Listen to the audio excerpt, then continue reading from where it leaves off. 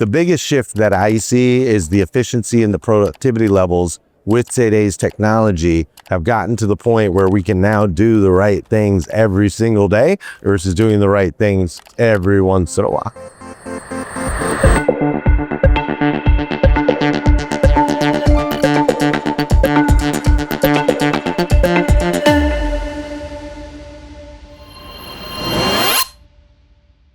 So, you preach a lot about consistency, and I think that's really important in our industry. To make sure that, customers have great experience time and time again. They can come to expect that from the dealer. Sure. Where do you see that shift really happening right now in auto retail?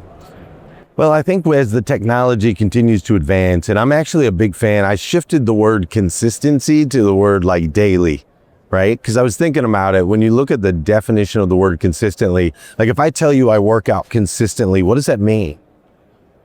It means something different for you. Different for everybody, right? Consistently 3 days a week, 5 days a week, consistently once every 3 months, consistently once every 2 years, right?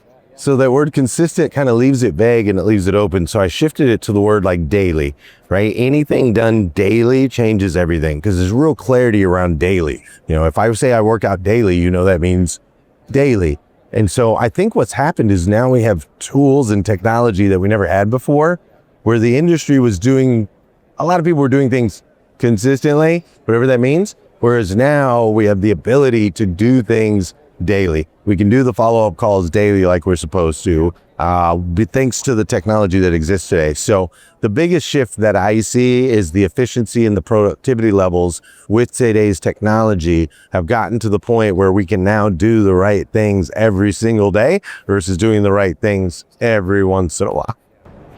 I mean, having that kind of consistency, I know, puts a lot of pressure on everyone in a dealership, from leadership down to people on the sales floor. Yeah. So, when you think from a leadership perspective, how are they dealing with that kind of pressure? Everyone's having to evolve, and different people evolve at different paces. As you know, in the world that you guys are in, you always have early adapters, and then you kind of have the second wave of people that start to get on board, and then you have your late arrivals that won't get there till 95% of the population gets there, right?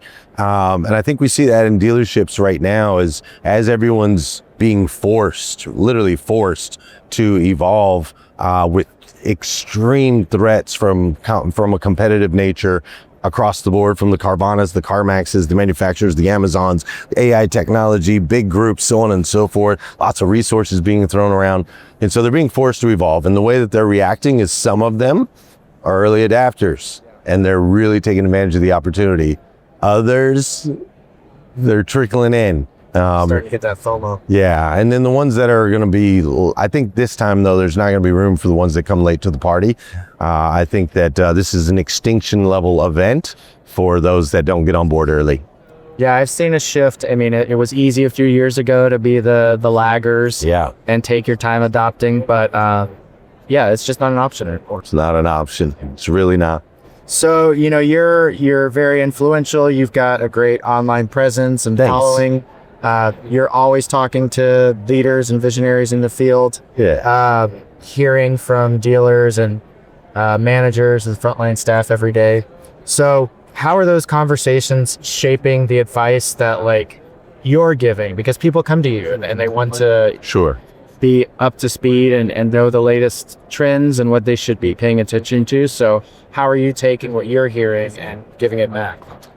Yeah, so data is data, right? Whether it's ones and zeros, or it's the results that dealership's getting, or the types of conversations that we're having, it's all data. So my job in our organization is to take all of these conversations, what are people talking about, find the patterns, find the trends, and then use that to predictively point, hey, Mr. Dealer, hey, Mr. Dealership, here's what's happening through your people. This is where you're stuck, and here's the opportunity moving forward. So I would say the biggest difference now versus maybe, just before COVID, I would say the biggest difference now is it seems like people know more and more people are asking for help, which is great for a guy like me in my position, right?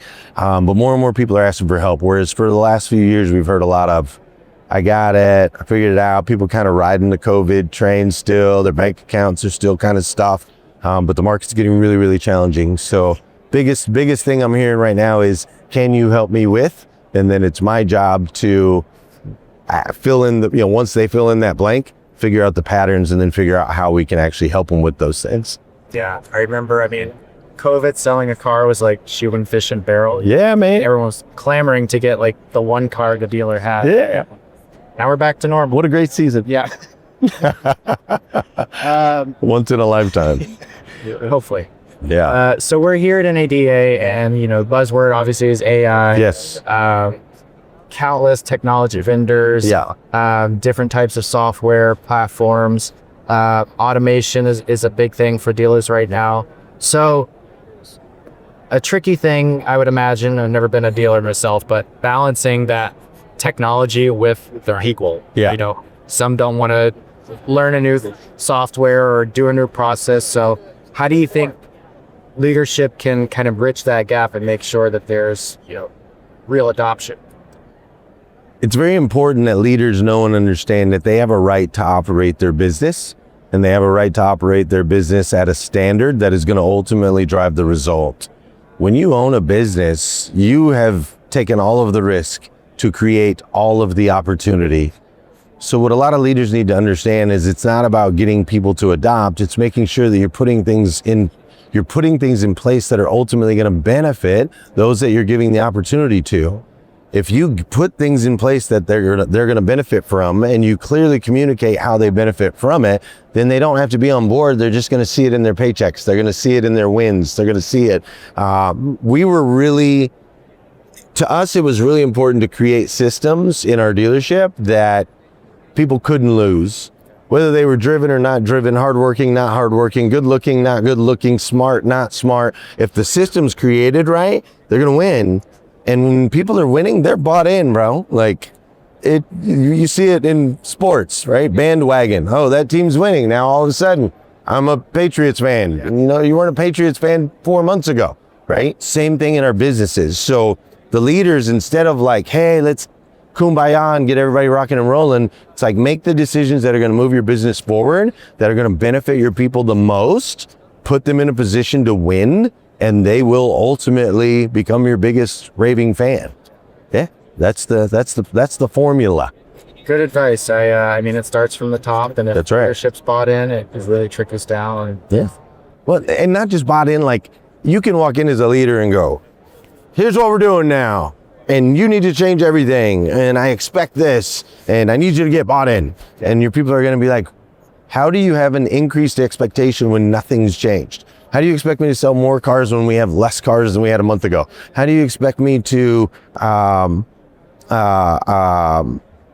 do more calls, make more follow-up, generate more leads, set more appointments, whatever it is, when your marketing strategy is still newspaper and radio from 1970? Like, leadership has to position people to win, which requires having the right tools, the right CRMs, the right DMS tools, the right AI tools. Like, you have to have the right tools so that your people can win. If I've got them all trying to win on archaic dinosaur, stuff, and then I can't get mad when they don't. Yeah. I can, but it won't get me anywhere. It's great having all these tools, but they're not connecting the dots. Yeah. And if they're not the best, man, like, it's got to be the best. If you operate a business, do not operate on let's find cheapest. Let's operate on let's find best, right? Like, that's your responsibility as the leader. Find the best. So I assume a lot of dealers are here looking for the best. Yes. Not to be too biased, but with Spyne, we've got our Vini AI, conversational AI agent. I know you've had a chance to play around with it and do some testing. Thinking about having an AI agent, a tool that can handle inbound, outbound calls, set appointments, do service calls, warranty, recalls, things like that. Going back to your dealership days, if you achieved 800%, what could you have done with a tool like that? We could have done it faster. I will tell you that. I don't know if we could have grown more than 800%, right. but we definitely could have done it faster. And the only reason I say I don't know if we could have grown more is, I mean, you start running, when you're selling 850,000 cars a month, there's land issues, there's parking issues, there's, you can only fit so many people in a building. We sold 100 cars in a day once. That was an insane day. But I definitely know we could have gotten there faster because there's a lot of repetitive actions that we had to take that take time, which is the biggest thing you guys are removing, is you're removing time, right? What I find fascinating about you guys' tool specifically is when I think, oh my gosh, I used to hire someone to say make 10 calls. How long does it take to for a human to make 10 calls? 10 minutes, 20 minutes, 30 minutes, 40 minutes, whatever the answer is. How long does it take for your tool to make 10 calls? It's doing them all at the same exact time. It's like a millisecond, right? 100 calls, millisecond, 1,000 calls, millisecond. It can talk to them all at the same time. And I think a lot of people are still thinking linearly because that's what we've done forever. It's like, oh, I need to reach 1,000 people. That's going to take sequential time versus simultaneous. This thing, having all the conversations simultaneously. It's like everyone here talking in a second. What kind of result can you get from that? So that's what really excites me about these tools is the ability to extract time and now multiply growth in a way we've never been able to do before. It's pretty amazing. And when, that's important to consider from a leadership perspective, GMs wanting to be more efficient, save time, money. Yeah. But from, salesperson's perspective, like, are they wanting that kind of efficiency in their processes? And are they able to think of like, well, if I'm not making those calls, it frees me up to do X, Y, Z? Are they already in that mind frame? I don't think I know anyone who doesn't want more time. I don't think I've met anybody yet. My wife's got 9 kids. We have 9 kids and my wife takes care of all the 9 kids and she's always like, I need more time, right? Like everybody needs more. She wants to take naps. That's what she wants to do with her time, right? So yeah, I think everyone wants more time. Everyone wants more efficiency. Not everyone necessarily wants to be more productive, but once you can start to reach the boundaries of your productivity levels and see the results, it's very inspiring, man. People are inspired when they're winning. They really, really are. So I think it's important, again, as a leader, to make sure that you understand your role and your responsibility. I think it's important to operate your business in the best interest of your business. And the best interest of your business is to make sure your people are winning. So give them the tools that are going to help them win. And unless there's maybe one person's out there like, nah, bro, I got plenty of time. I don't need any more time. No, thank you. But I think pretty much everybody wants to be more efficient. They should anyway. I could use a few extra hours of my day sometimes. You and me both, man. Yeah.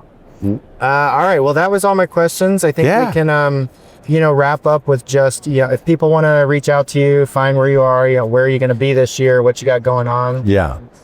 What can you do? Well, before I answer that, let me just say this real quick with Spyne. There are a ton of AI tools out there.